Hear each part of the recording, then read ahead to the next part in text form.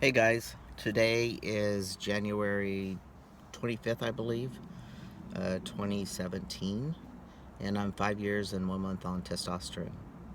I've made this video a few times sitting in my truck waiting for my stepdad uh, during his oxygen treatment plan. Um, but I wanted to do a little bit more talking about just settling in life as Ethan. Um, Running around and being in and out of doctors' offices, and just in the midst of that, I've been having to.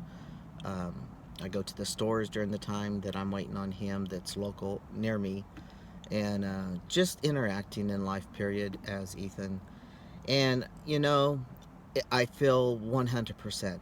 What matters to me most is when I look in the mirror and I can see who has been here the whole time, and it makes me happy that I'm not hiding in another, um, behind a female body or inside a female body. And I kind of feel bad in a way that, other guys say, okay, bud, all right, guy, okay, sir. And it's not that I don't like it or don't think I deserve it. I'm just conscientious that a little bit about me,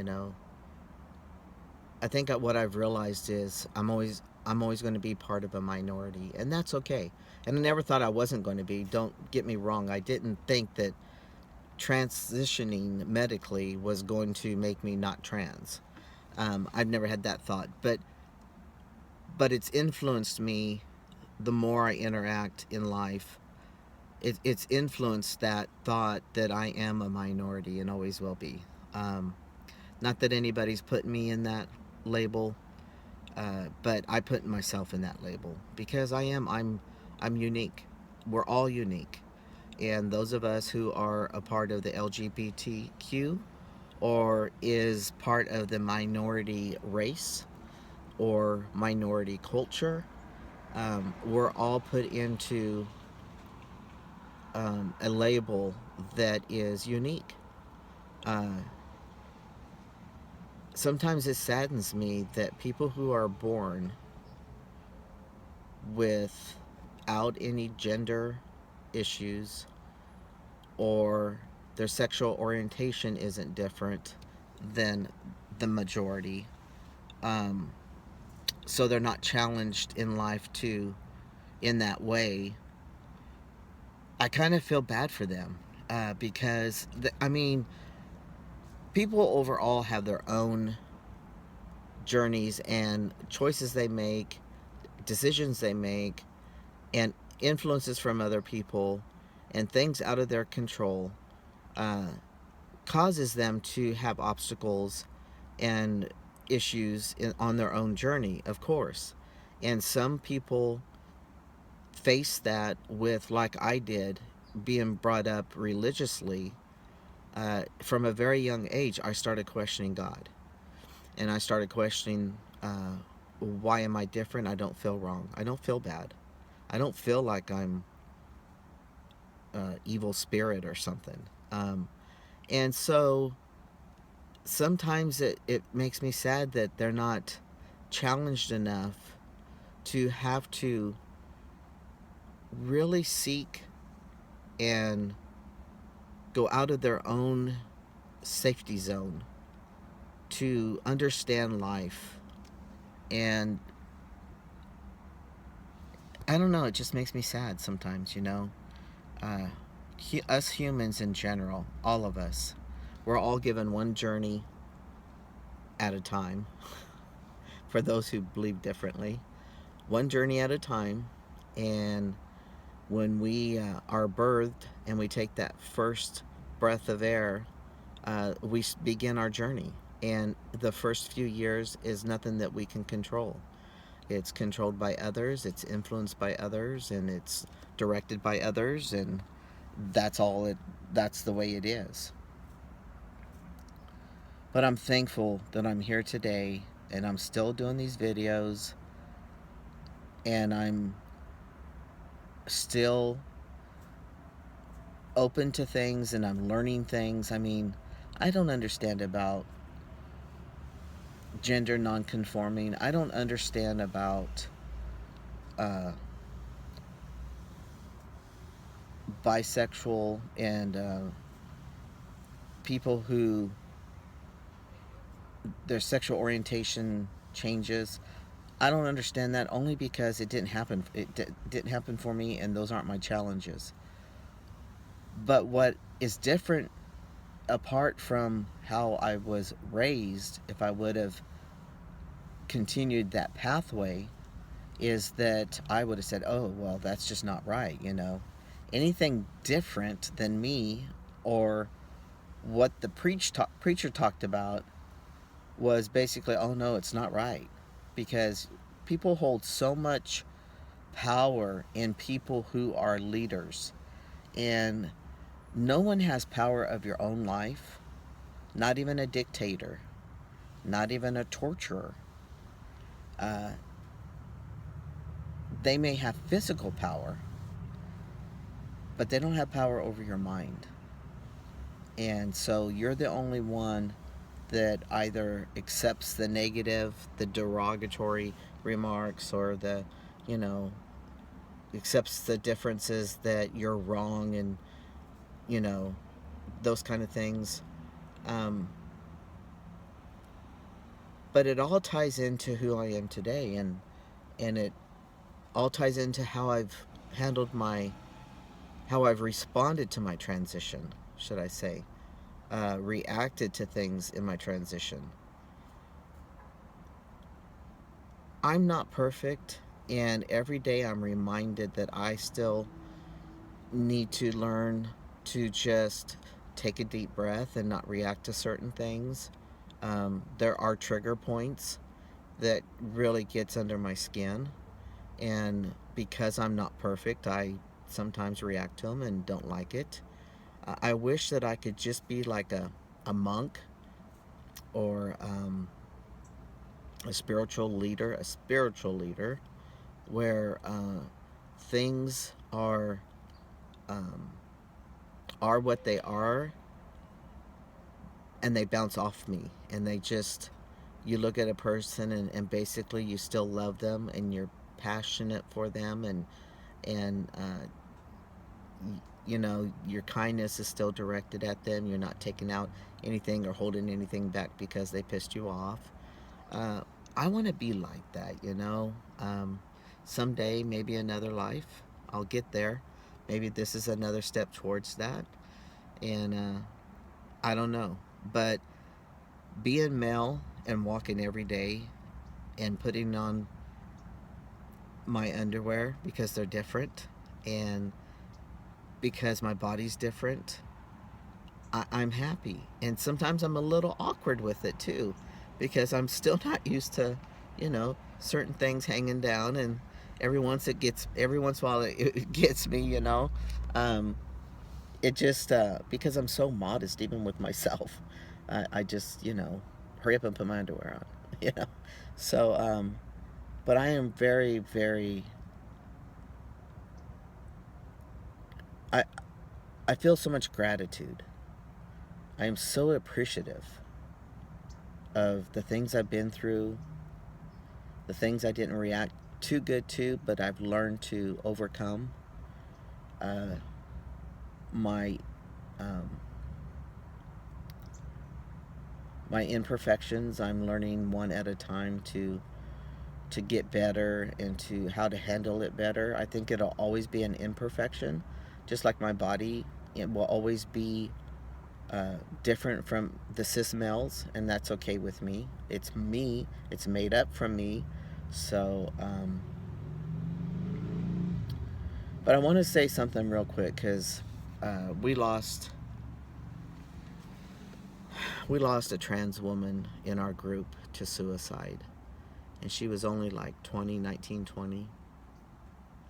I didn't know her very well.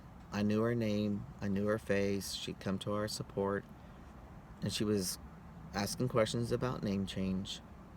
She was Jewish, and her family's Jewish. And from what I understand, She struggled with the religion and herself.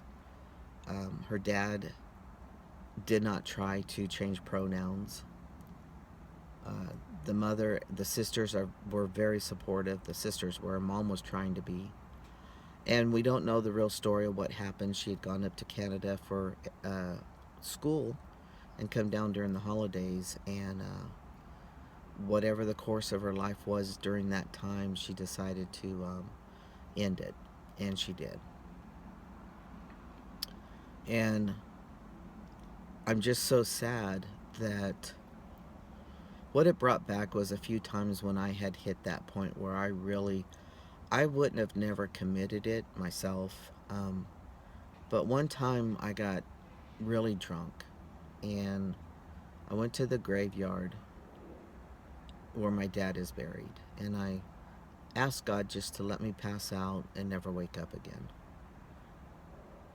And in that moment, um, I had my eyes closed, and so I really don't know if I passed out, but all I know is that my dad came to me and put his hand on my shoulder, and he said, "You're okay. I love you. You're okay." And when I opened my eyes, the graveyard was dark. It was getting dark, and that made me nervous.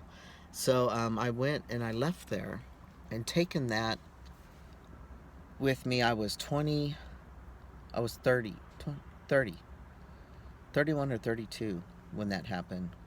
And from that moment forward, I just accepted who I was and didn't know if I'd ever have a chance to be me, but knew that the me existed in me was okay, and my sexual orientation was okay, and everything was okay. And so I was able to keep going.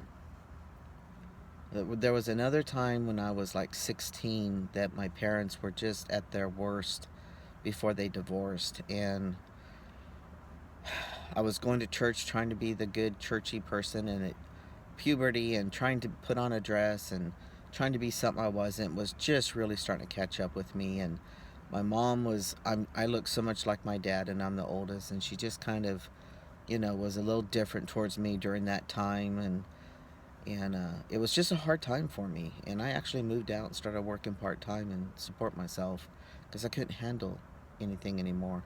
But there was a time there that I just wanted to end it. I just wanted to say, I'm done. It's not fair to me what my parents are doing to me. It's not fair to me, that I got this body that I don't fit into, that people see me different than what I am, and I'm attracted to females, and I'm not supposed to be because this body's female, and but I really feel like a guy, and it was just a lot. And my parents wouldn't have probably understood if I'd come out to them at that time, and that I would have gone through a harder time getting people to try to understand me, trying to listen to me enough, and not trying to block me off because of something they don't understand, to only hear me but not really listen to my pleas. Uh, a lot's changed with my mom and my family, my aunts and uncle, and so they're kind of like, tolerant.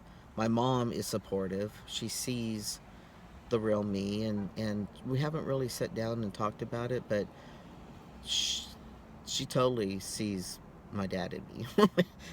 But my aunts are tolerant. They don't understand it, but it's happened, and they want to see me. They love me, and I'm thankful for that. My uncle still says girl to me without thinking, and they're 70 years old, so I'm not, and they see me once a year, if that. So I'm not going to be too harsh on them. It doesn't, we're not in public, and I don't feel cheated because they treat me just like they always have, and I'm acting towards them just like I always have. So nothing's changed in that manner. Uh, you know, um, just hang on. You are worthy of being who you are, regardless of the label. If you're born into a race or a culture that doesn't agree with you, work at work at getting your own life. Sometimes you got to step out. I had to. You got to step out. It doesn't mean that you reject everybody and don't have a relationship with them. It means that you step away and start your own surroundings and your own air, so you're not breathing anybody else's air and you're not being hounded all the time, and start getting to know yourself, getting to know who you are and what you're about. Many times I spent in front of the mirror talking to myself, because the only time I really could see me was in my eyes, not in my body, but in my eyes. And I just knew something was going to break for me. I had that faith. And I hope and pray that all of you, even if you don't believe in religion, you've got to have hope and you've got to have a faith that you deserve what everybody else deserves: happiness, kindness, love, respect, and you've got to give it too. You can't cop an attitude that everybody's supposed to be on board with you. You just got to give them time and space. Just as you are asking them to do for you, you do for them. But when it really gets tough for you, and it's going to be loud here in a minute, but if it really gets tough for you, take a break. You're worthy. We don't want you to go away. We want you to tag along with us.